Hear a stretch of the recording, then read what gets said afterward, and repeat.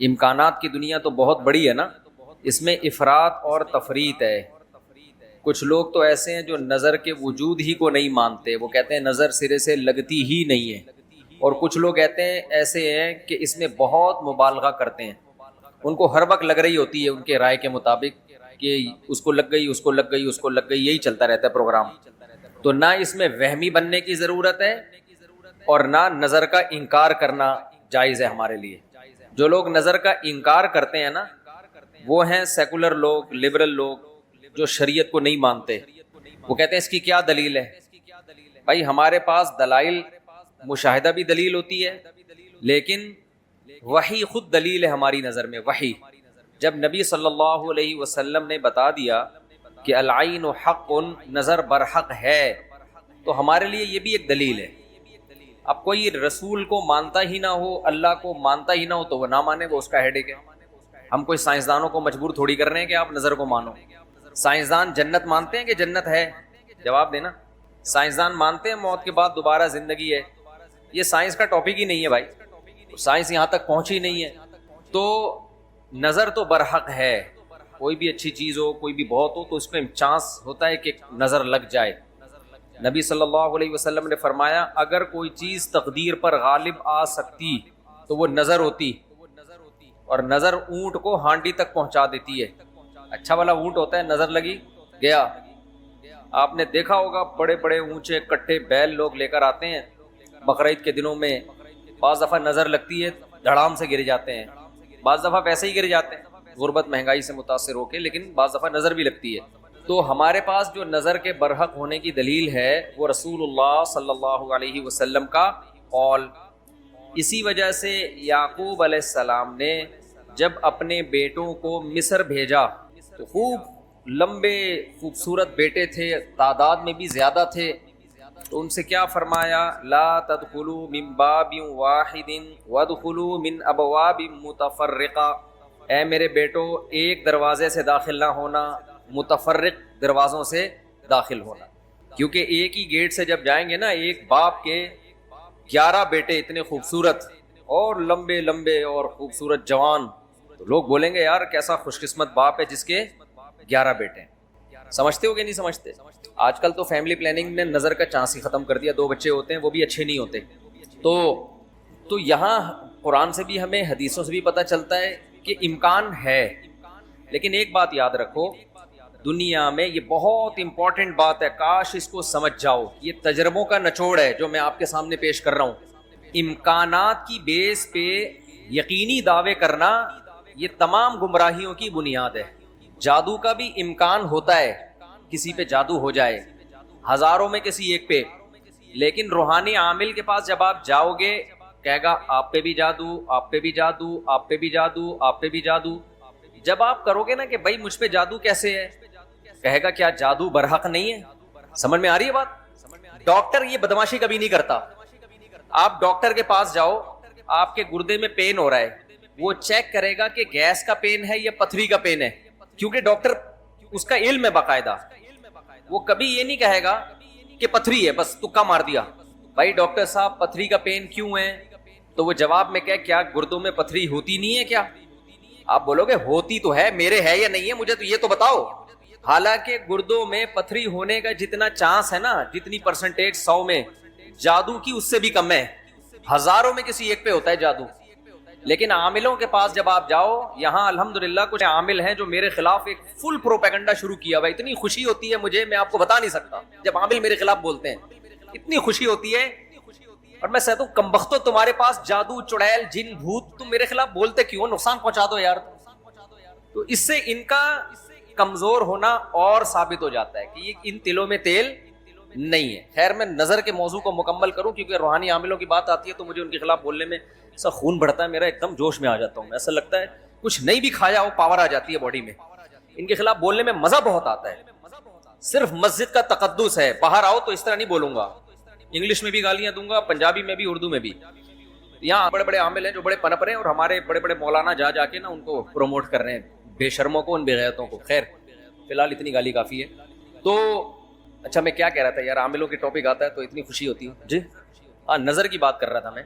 تو نظر میں جو ہے نا لگنے کا چانس ہوتا ہے، یہ ہے، لیکن چانس سے فائدہ اٹھا کے ہر ایک کو یہ کہنا کہ تم پہ جادو ہے، تم پہ نظر ہے، تم پہ یہ ہے، ڈاکٹر یہ کام نہیں کرتا۔ شوگر کا چانس ہوتا ہے آپ کو کہ شوگر ہے، لیکن یہ تو نہیں کہ ڈاکٹر جب تک کمپلیٹلی تحقیق نہ کر لے، ڈاکٹر نہیں کہے گا تمہیں شوگر ہے، تمہارے گردوں میں پتھری ہے، تمہارے پیٹ میں یہ مسئلہ ہے۔ حالانکہ امکانات تو ہوتے ہیں، لیکن آپ یہ جو ڈرامے باز لوگ ہیں نا، روحانی عامل، ان کے پاس جاؤ گے نظر ہی لگی ہوئی ہے آپ کو، لازمی کیا لگی ہے؟ کیونکہ جب کسی کے پاس کوئی فن نہیں ہوتا، علم نہیں ہوتا، تو وہ سب کچھ جانتا ہے۔ پھر سمجھ رہے، ڈاکٹر کے پاس علم ہوتا ہے کڈنی کا، لہذا تحقیق کرے گا، 100 میں 2 کو کہہ دے گا تیرے گردے خراب ہیں۔ عاملوں کے پاس چونکہ جن چڑیل بھوت کا علم ہوتا ہی نہیں ہے، لہذا ہر ایک پر جن بھی ہے، چڑیل بھی ہے، اور بھوت بھی ہے، اور نظر بھی ہے، اور موکل بھی ہیں، اور حمزات بھی ہیں، اور پتہ نہیں کیا کیا ہے ڈرامے باز۔ سمجھتے ہو؟ جب ان کو بولو کہ کیا دلیل ہے، تو بھائی امکانات کی دنیا میں امکان کہ فلانے پہ لگ گئی تھی، فلاں پہ لگ گئی تھی، تو خوب سمجھ لو امکانات کی بیس پہ یہ کہنا کہ ابھی دیکھو ایک مولانا صاحب کا کلپ آیا، انہوں نے کہا کہ نبی صلی اللہ علیہ وسلم نے فرمایا کہ ہر بیماری کی دوا اللہ نے رکھی ہے دنیا میں، یہ صحیح حدیث ہے۔ پھر انہوں نے ایک دوا بتائی کہ یہ شوگر کی بہترین دوا ہے۔ بھائی آپ ڈاکٹر ہو، آپ سائنٹسٹ ہو، کہہ رہے ہیں میں نے یہ کہیں سے نکالی ہے۔ ڈاکٹر کہہ رہے ہیں شوگر ایک اسٹیج پہ پہنچنے کے بعد لا علاج ہے، یہی کہتے ہیں نا ڈاکٹر۔ بھائی شوگر ایک اسٹیج پہ پہنچ جائے تو وہ کیا ہو جاتی ہے، اب ٹھیک نہیں ہو سکتی، کنٹرول کرنی پڑے گی، لبلبا ٹھیک نہیں ہوگا آپ کا۔ لیکن انہوں نے کہا کہ دیکھو ہر بیماری کی اللہ نے شفا پیدا کی ہے، تو یہ میڈیسن، یہ کوئی دیسی نسخہ ہے، یہ شوگر ٹھیک کر دے گا۔ اب دلیل کیا دے رہے ہیں؟ ہر بیماری کی اللہ نے دوا پیدا کی، یقیناً کی ہے، لیکن کیا وہ آپ کو معلوم ہے؟ کیا وہ دوا یہ ہے جو آپ پیش کر رہے ہیں؟ اس کی کیا دلیل ہے؟ بھائی بہت ساری دوائیں لوگوں کو معلوم نہیں ہے۔ تو اب یہ سمجھیں کہ 2 انتہائی میں جلدی سے کمپلیٹ کروں اس موضوع کو، کہ نظر لگنے کا چانس ہوتا ہے، لیکن یہ نہیں ہے کہ جو بھی کوئی اچھی چیز ہوگی، کچھ بھی ہو جائے، اس کو نظر ہی لگی ہے۔ تو یہ وہم کی دنیا سے باہر نکلنا چاہیے۔ جو سیکولر لبرل لوگ ہیں، جو نظر کا بالکل انکار کرتے ہیں، وہ کہتے ہیں فلاں فلاں پہ کیوں نظر نہیں لگی، وہ اتنے ہینڈسم، اتنے خوبصورت لوگ ہیں، فلاں کی آواز اتنی اچھی، ان پہ نظر کیوں نہیں لگی؟ تو اب اصول سمجھیں، نظر لگنے کے لیے علماء نے قاعدہ ضابطہ بیان کیا ہے، جو چیزیں مشہور ہوتی ہیں نا ان کو اکثر نظر نہیں لگتی۔ نظر ہمیشہ اچھمبے کی چیز کو، اچانک، جیسے میں لوگوں سے کہتا ہوں بھائی آپ انتہائی غریب تھے، سائیکل بھی نہیں تھی آپ کے پاس، اچانک آپ کے پاس بہت زیادہ پیسہ آ گیا، اور علاقہ بھی وہی ہے، رہتے اسی غریبوں کے محلے میں ہو، گندے نالے پہ رہتے ہو، سائیکل پہ تھے، اچانک لینڈ کروزر آ گئی آپ کے پاس۔ یہ جو اچانک والا کام ہوا ہے نا، اس میں نظر لگنے کا چانس ہوتا ہے۔ سمجھ میں آ رہی ہے بات؟ اب دیکھو یعقوب علیہ السلام کے بیٹے مصر میں ان کے ساتھ ہی رہتے تھے، مصر میں نہیں، شام میں ساتھ رہتے تھے۔ وہاں یعقوب علیہ السلام نے نظر سے بچنے کا یہ والا اہتمام ہمارے علم میں نہیں ہے کہ بچوں کو کہو دروازے سے الگ الگ جایا کرو، ایک ہی دروازے سے۔ لیکن جب مصر جا رہے ہیں نا، اجنبی جگہ ہے، وہ لوگ یعقوب علیہ السلام کے بیٹوں سے مانوس نہیں ہے۔ وہاں یعقوب علیہ السلام نے کہا ایک نئی جگہ پہ جا رہے ہو، اچانک اتنے بیٹے جب لوگ دیکھیں گے نا خوبصورت، وہاں چانس ہے۔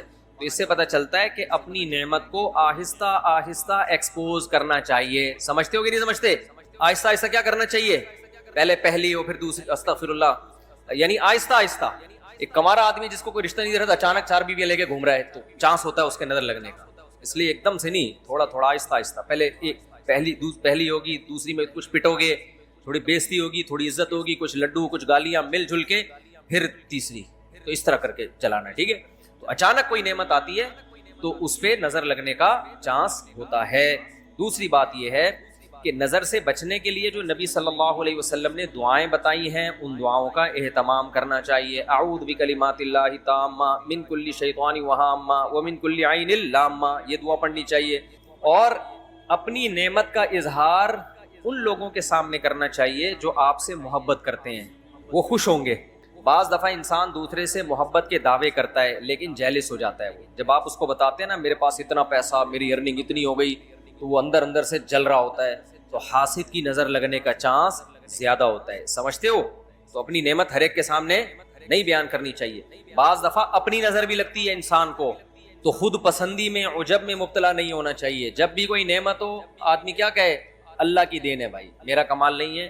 کس کی دین ہے یہ؟ اللہ کی دین ہے. تو ان چیزوں کے اہتمام سے نظر کا چانس کم ہو جاتا ہے. باقی عاملوں کے پاس نہ نظر کا کوئی علاج ہے سوائے مسمرزم کے, دماغ کو کنٹرول کر کے کچھ الٹی سیدھی چیزیں آپ کی کھوپڑی میں ڈال دیتے ہیں, تو اس سے آپ سمجھتے ہو کہ میں ٹھیک ہو رہا ہوں. ٹھیک نہیں ہوتے, آپ مینٹلی تھوڑا سا کیا ہو جاتے ہو, مطمئن ہو جاتے ہو, اور ان کا اپنا دماغ بھی خراب ہوتا ہے, آپ کا بھی دماغ خراب کرتے ہیں, سمجھتے ہو.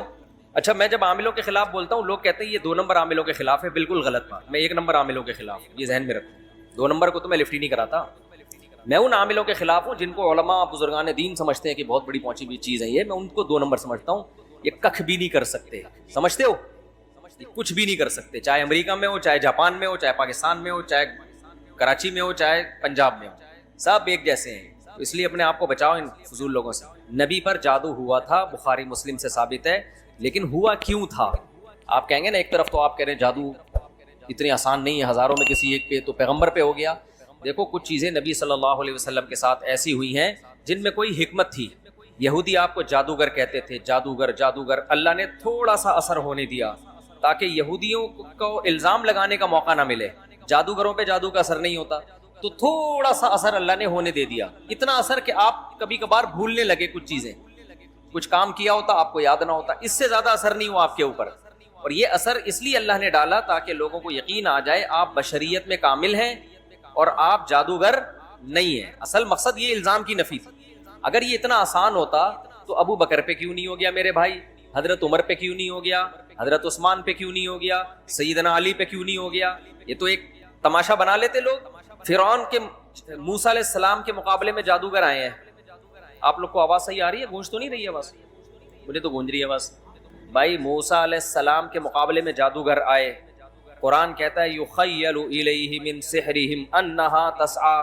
جادوگروں نے دماغ کو ایسا کیپچر کیا ہے کہ دیکھنے میں ایسا لگا کہ یہ لاٹھیاں نہیں بلکہ سانپ ہیں.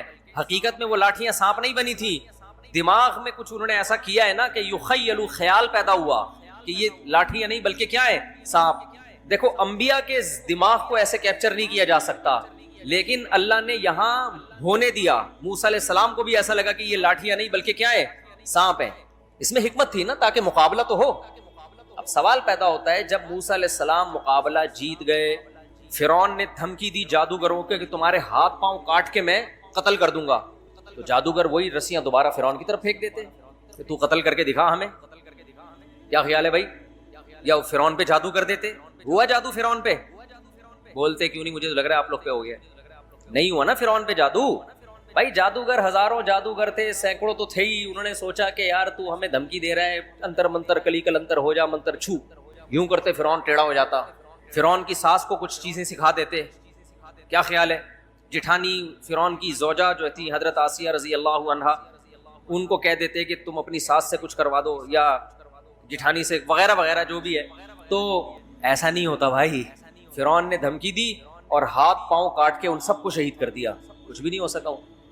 ایسا نہیں ہوتا. جادوگروں کو ایک ماحول چاہیے, اسی میں وہ سب کچھ کرتے ہیں.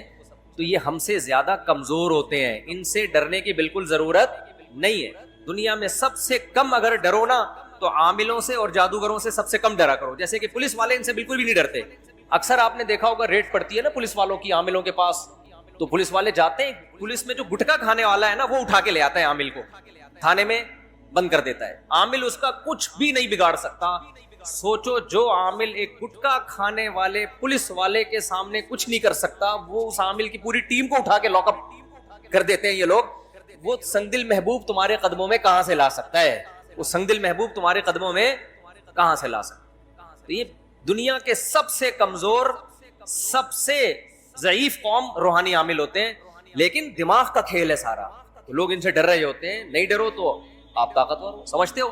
آج مجھے ایسا لگ رہا ہے گلوکوز کی 3 بوتلیں چڑھا لی میں نے. تو عاملوں کے خلاف بولتا ہوں اتنی, کیونکہ عامل میرے خلاف بہت سرگرم ہو گئے ہیں آج کل. ابھی علماء کا ایک وفد گیا کسی عامل کے پاس, وہ وفد پہلے میرے پاس آیا, گپ شپ ہوئی, بیٹھے, میں نے ان کو رات کو کھانے کی دعوت دی. انہوں نے کسی سے ملنے جا رہے تھے, مجھے نہیں پتا کسی عامل کے پاس گئے. اس عامل نے میرے خلاف اتنا بولا کہ انہوں نے میری دعوت ہی کینسل کر دی کہ یار یہ مفتی صاحب تو 2 نمبر ہے معاذ اللہ. انہوں نے اپنی طرف سے اس عامل کی باتوں میں آ کے, تو جب انہوں نے کسی نے مجھے بتایا, میں نے کہا اچھا ہے اللہ نے تمہاری قسمت میں یہ عامل رکھے ہوئے ہیں, تم جیسے فضول لوگوں سے اللہ نے مجھے نجات دے دی تاکہ میرا کھانا تمیز والے عقل مند لوگ کھائیں. جو عاملوں سے متاثر ہو تو اس بیچارے کا مینٹل لیول کیا ہوگا آپ سوچو. میں نے کہا ہمیں ایسے مولویوں کی بالکل بھی ضرورت نہیں ہے جن کا مینٹل لیول یہ ہے کہ چڑیل بھوت بھگانے والوں سے متاثر ہو کے آتے ہیں. یہ تو مینٹل لیول ہے آپ کا, دلائل سے کے بجائے ان لوگوں سے متاثر ہوتے ہیں. اچھا بھائی مفتی صاحب ہم 6 بھائی ہیں, ہمارا ایک پلاٹ ہے 5 مرلے کا, وہ ہماری والدہ کے نام ہے جو کہ انتقال کر چکی ہیں. اس پلاٹ میں بہن بھائیوں کے درمیان حصہ کیا ہوگا؟ والدہ کا پلاٹ تھا تو 6 بہن بھائی ہیں. ابے بہنیں کتنی؟ اچھا 6 بہن بھائی ہیں تو مجھے کیا پتا بھائی کتنے ہیں بہنیں کتنی ہیں. بھائی کا حصہ دگنا ہوتا ہے نا بہن کی نسبت. تو پہلے یہ بتاؤ گے تو کتنے بھائی کتنی بہنیں تو میں بتا سکتا ہوں. دوسرا والدہ کا انتقال ہو گیا تو اگر والد کا پہلے انتقال ہوا تھا تو والد کا حصہ نہیں ہے اس میں. اور پھر والدہ کے والدین حیات ہیں یا نہیں ہیں یہ ساری ڈیٹیل پتہ چلے گی تو بتا سکتا ہوں. وہ استاد جی اگر بندے کو پتا ہو کہ میں اپنے بچے کو چھوٹے بچے کو کسی خاتون کا دودھ پلا رہا ہوں تو کیا صورت میں مارکیٹ سے خرید کے پلانا جائز ہے؟ بھائی اس کو پروموٹ ہی نہیں کرنا چاہیے مارکیٹ سے دودھ خریدنے کو.